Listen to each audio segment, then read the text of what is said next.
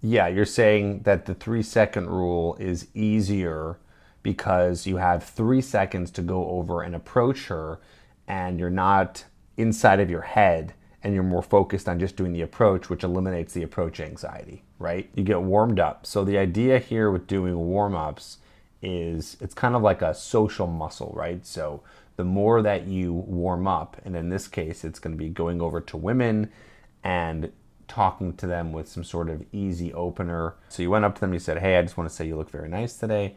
Have a nice day." So you did that. That was pretty easy for you to do, and then it gets you warmed up.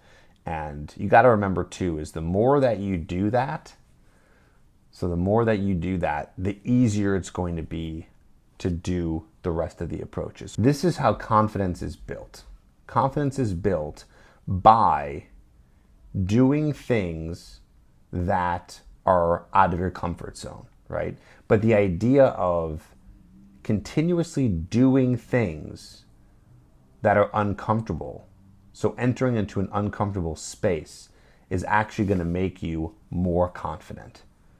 So it's kind of like a micro and a macro, right? So on the micro level, you're going to be doing an approach, you're going to be talking to a girl, and you're going to be opening up a conversation where it's going to be kind of scary. So the more that you do things that are uncomfortable, the more comfortable you're going to get. So it's like being comfortable with the uncomfortable. So in this little micro version of you going up and approaching the woman, you told me you're scared that it might not go the way that you want it. But what we have to understand is we're not looking for an outcome here. So we're not looking for a specific outcome with an approach of the woman. That's what most people do. And what happens is they stress themselves out and it becomes this really big feat that they're trying to attempt.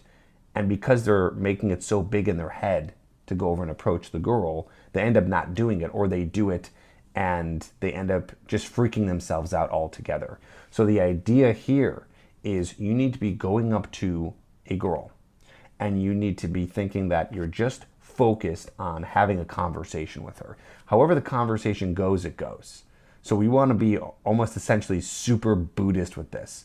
What that means is you're the observer and you're the person observing, not judging. I'll say that again. You're the person who's observing, not judging, right? So the person who's judging is attached to their emotions.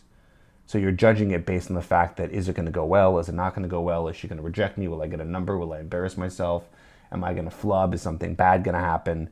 I want you to be the observer. So we're taking on a whole new role here. So the observer sees the approach and goes, I'm going to go and approach and I'm going to see what happens.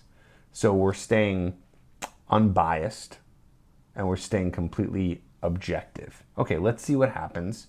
And then from there, when we don't attach emotion to it, so this is kind of like also a stoic way of thinking about it. Maybe Buddhist wasn't the exact right word, but it's a combination of kind of like Buddhist and stoic, right? It's like we're not attaching any emotion to it, so we can look at this as a process where we just continuously get better. So imagine like you were trying to play basketball and shoot the hoop, right? You can judge yourself about, oh, I took a shot, didn't work out. Man, I suck. I airballed it. That was so terrible. Or you can say, you know what? Okay, I airballed it. Obviously, that's not what I wanted to happen. I wanted to get the ball in the hoop.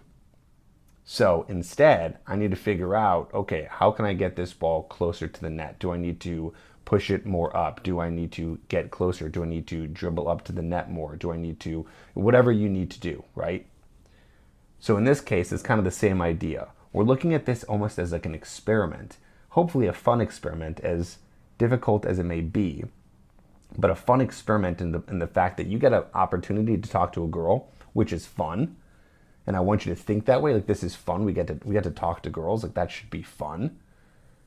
And then what we do with that is we say, okay, I went over, I delivered the line. You know what? I didn't really get it so well. Oh, you know what? Within 10 seconds, she just walked off. Okay, yeah, that was a little nerve-wracking. What can I do better next time? So the reason why we're even having you do these approaches is so we can get better at the approaches. We're not trying to get numbers. We're not trying to get a date or sleep with her. Now, those things might happen, And cool, bonus if they do. But we need to get to the point where you can even hold a conversation, get better at conversation. So then the results that you're looking for will happen.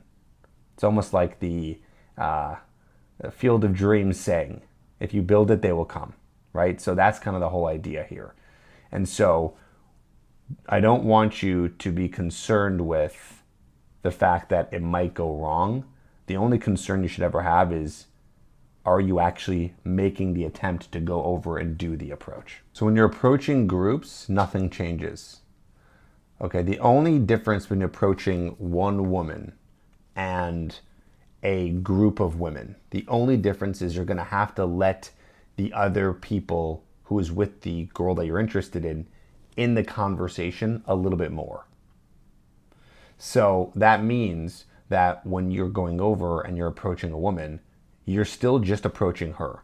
So you almost want to treat it exactly the same, where you're just approaching her, and you are going to ignore the group for those, 5-6 seconds that you're doing the approach. So you're going to be delivering the line, your opening line, hey, 2 seconds, I wanted to come meet you. And then what you'll do is from there, this is going to take some practice and just being a little bit socially savvy and aware of what's going on in the group of people. You might want to bring in the rest of the group into the conversation. But it all depends on what's going on, right? So it's not a one size fits all. Maybe you're at a bar and you go up and you approach a woman and instantly those girls that she's with are just talking amongst themselves. Well, you don't really need to bring them into conversation, but maybe a couple of them are just staring you down. So then you realize, okay, maybe I should bring them into conversation and have them come into what I'm talking about, right? Depending on where you are in the conversation. Maybe it's a day approach and you're going and you're approaching one girl, or a girl who's with another girl, right? So it's 2 girls. So obviously you're leaving that one out. You might want to bring her into conversation more.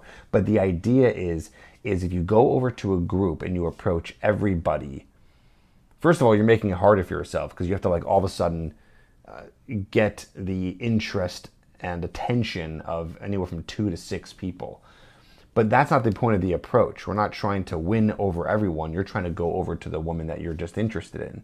So you want to start there so it makes sense of why you're over there. Otherwise, you're going to be working harder, not smarter. You're going to be working harder because you're going to be going over to a whole group of people, all of a sudden capturing the attention of anywhere from 2 to 6 people or more, and then somehow guiding the direction over to the woman that you're interested in, and it's just a lot less smooth. So why not just start with going over to the woman that you're interested in, right? Going over to her, and then you can bring in the rest of the group as need be.